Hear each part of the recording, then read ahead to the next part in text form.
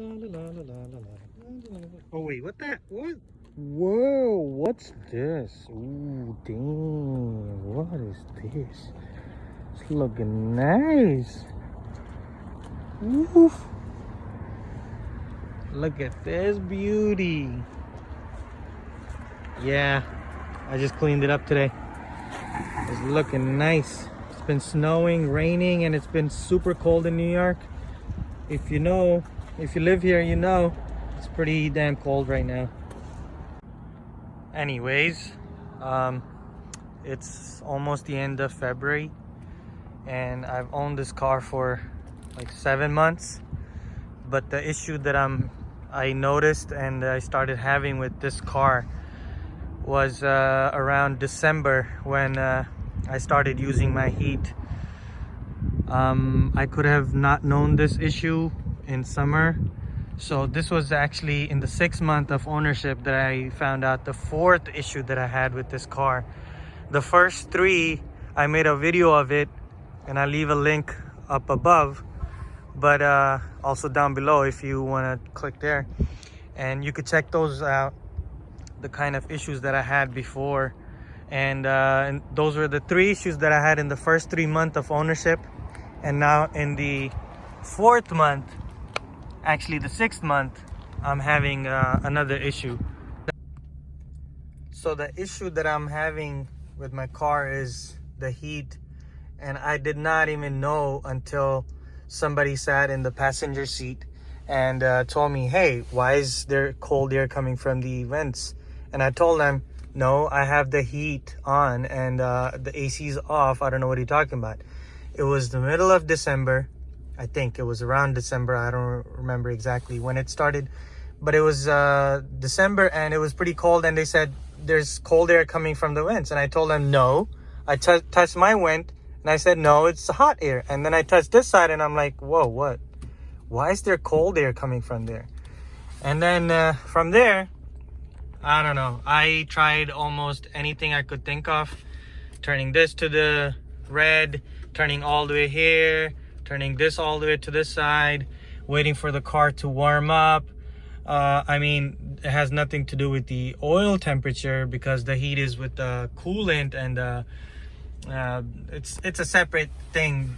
But still, I thought maybe if I warm up the car enough, then the hot air would come from the vent on the passenger side. But that wasn't the case. I noticed that even when I start the car in the morning and it's super cold outside, the heat from the driver's side starts coming within few minutes, but on the passenger side it's still cold for like at least 30 minutes. And then even then, when the car is fully warmed and I've been driving for like 30 minutes, even then it's not as hot as the driver's side. I don't know what the issue is, but and it's the same with the other side vent and the footwell. Cold air from the passenger side, hot air from the driver's side. I tried messing with the buttons here, turn on the AC on and off. Everything else works. All these buttons work, but for some reason, doesn't matter where the fan is, and the heat is just not coming from the passenger side. And before somebody comments, yes, there's air coming from this side. There's air coming from this side. When I change from this vent to the footwell, there's no air coming over here. And yes, the flaps work. When I change it back, it comes back here.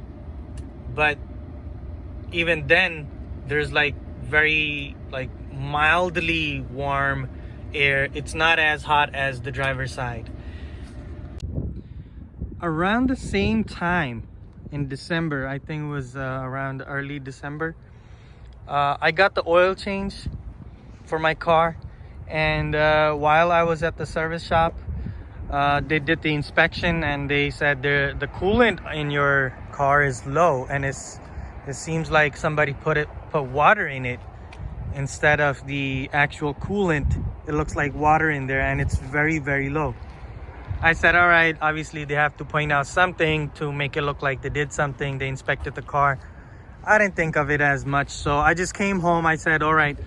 They also said I need a coolant flush for my car, and I said, all right, maybe next time when I come in, I'll get the coolant flush. And then the very next day, right after I got my oil change done, the very next day I got the sign saying the coolant level is low, I need to put in more coolant. So I drove straight to the AutoZone, and I got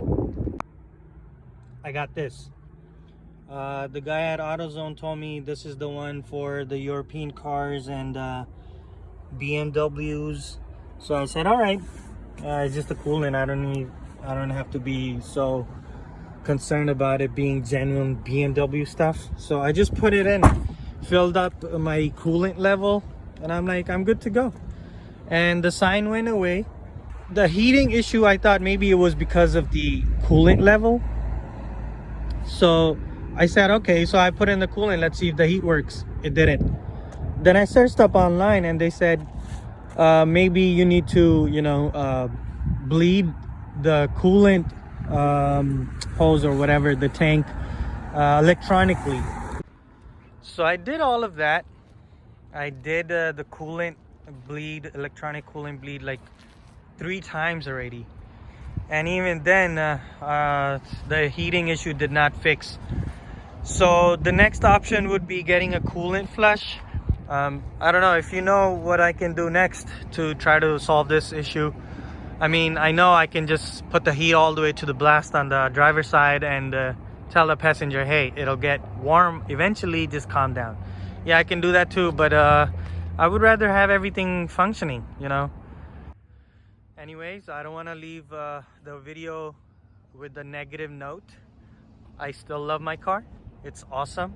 The reason why I bought it in the first place was because I enjoy driving, and this is a very, very fun car. If you love driving, you know that this is the car for you, And I've been enjoying it every single day. I know there are issues with this. It's a German car with the attitude, but hey, I love it. I'm okay with these minor little issues as long as my engine doesn't blow up. I'm gonna keep up with the maintenance and keep you updated, but so far this is the story. Let me know what else can I do to fix the heating issue. I mean, I've been trying to search everywhere, online, forums and YouTube and whatever I can think of, passenger heat not working, and also somebody on the forums, they were saying that I probably need a heating core. Heating core on these things are pretty expensive to get repaired, because apparently you have to remove the whole dashboard just to, get to the heating core and replacing it. I mean, the part is not that expensive, but replacing it, and maybe if I'm really worried, I would get the heating core replaced. But then I'm worried about all these components coming off of my car, the whole dashboard ripping off just to get to one part of the car.